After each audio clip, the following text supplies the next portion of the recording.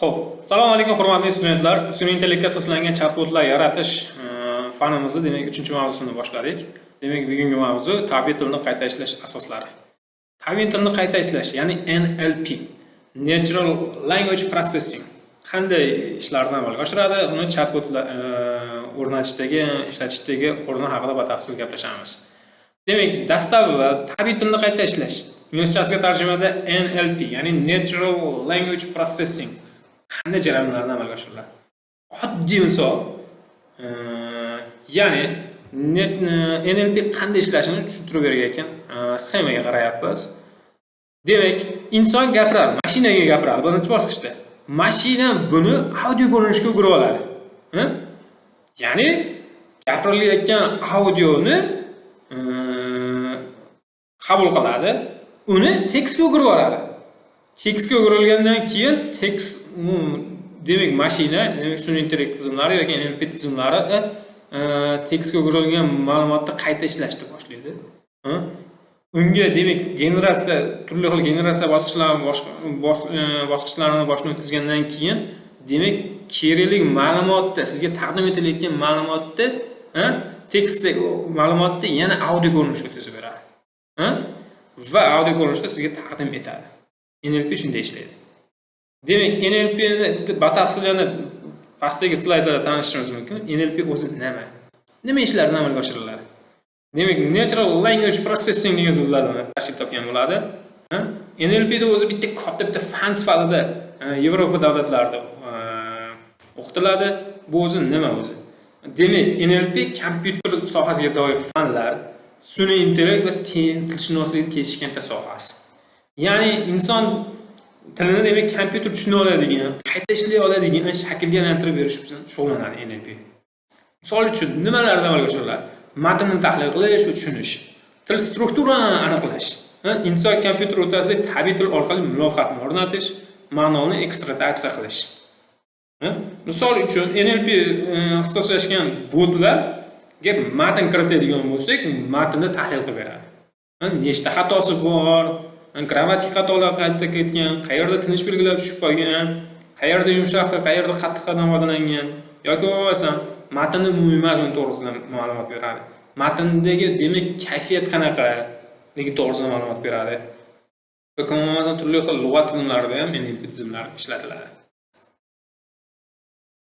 Demak, NLP nima uchun zarur bo'lib qoldi va uni kelib chiqish to'g'risida qisqacha gapirishadigan bo'lsak, demak, jahon tilshunosligida 20-asrda 50-yillardan keyin til va matnni avtomatik tahlil qilish bilan bog'liq masalalar demak kompyuter texnologiyalari yordamida hal qilish boshlandi.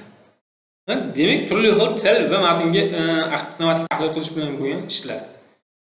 Natijada demak, matnni avtomatik tushunish zarur bo'lib qoldi.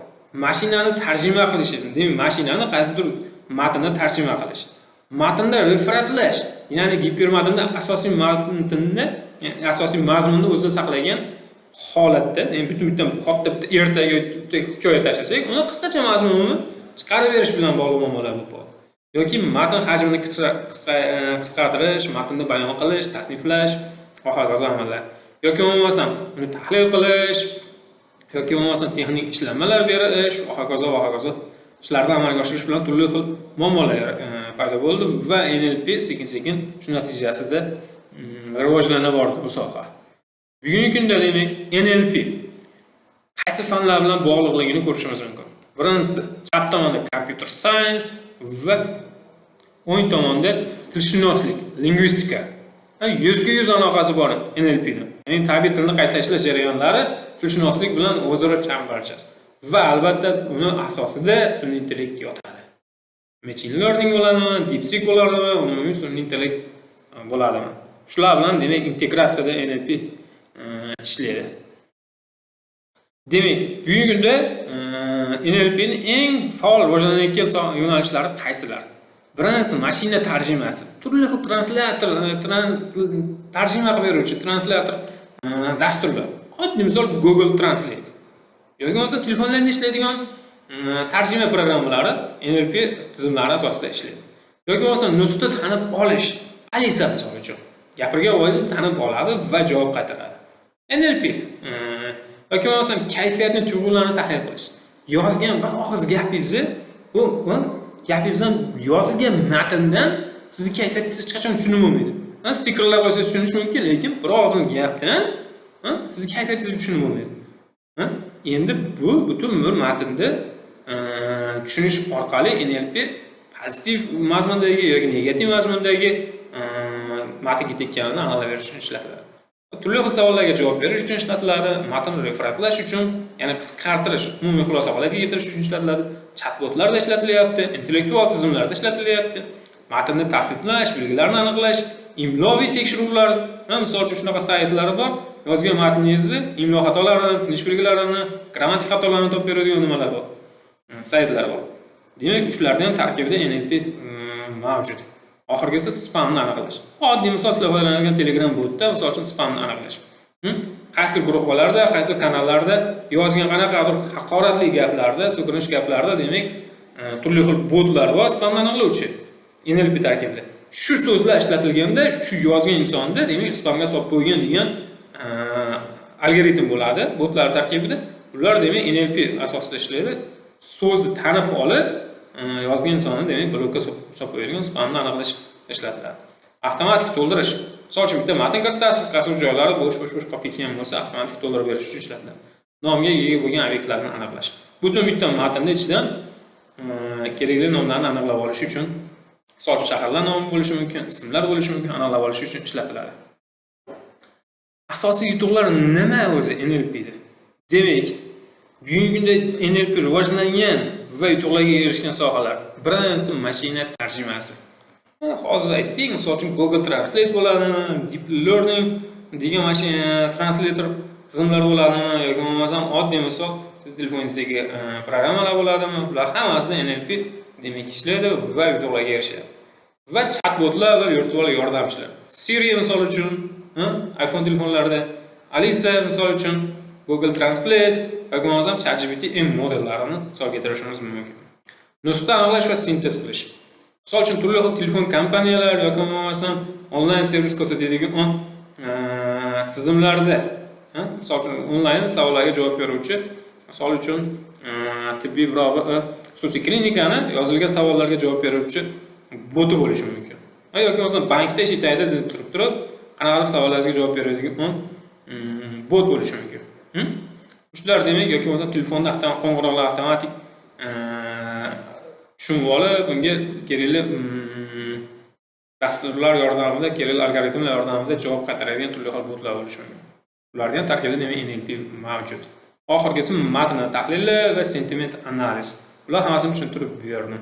Matn tahlili nima uchun ishlatiladi?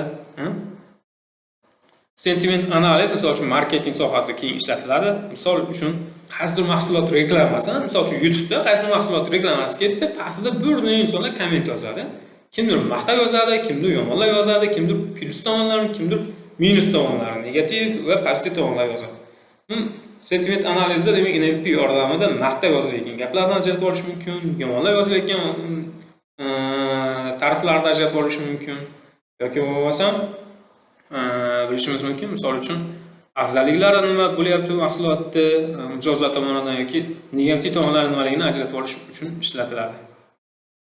Endi NLP da muammolari ham bor, ya'ni NLP yaxshi ishlamaydigan joylari ham bor. Misol uchun til xilma-xilligi. Misol uchun Google Translate dan foydalangan bo'lsangiz, 100 hech qachon tarjima qilib bermaydi. Katta, qiyin, murakkab matnlarda hozir NLP ancha rivojlanib bosqichlar o'tkazib, Google Translate ham yaxshi ishlayapti, lekin bir necha yil oldin Google Translate ga biror matn kiritsangiz, 100 hech qachon tarjima qilib bermasdi. Hozir ko'p holatlarda tarjima qilib beryapti. Qanday bo'ladi? Misol uchun o'zbek tilidan xitoy tiliga biror bir matnni tarjima qilish jarayonida NLP ishlaydi. Endi tillar xilma-xilligi mavjud-da. Shuni hisobiga avval NLP tezroq ishlashi uchun NLP avval o'zbek tilidagi matnni ingliz tiliga tarjima qiladi, ingliz tilidagi matnni xitoy tiliga tarjima qiladi. Shuni o'rtasida demak o'zbek tilidan ingliz tiliga tarjima qilganda 99% tarjima qilsa, ingliz tilidan demak xitoy tiliga tarjima qilganda yana 1-2% yo'qotishlar hisobiga ozgina demak yo'qotishlar bilan ma'lumot yetib boradi.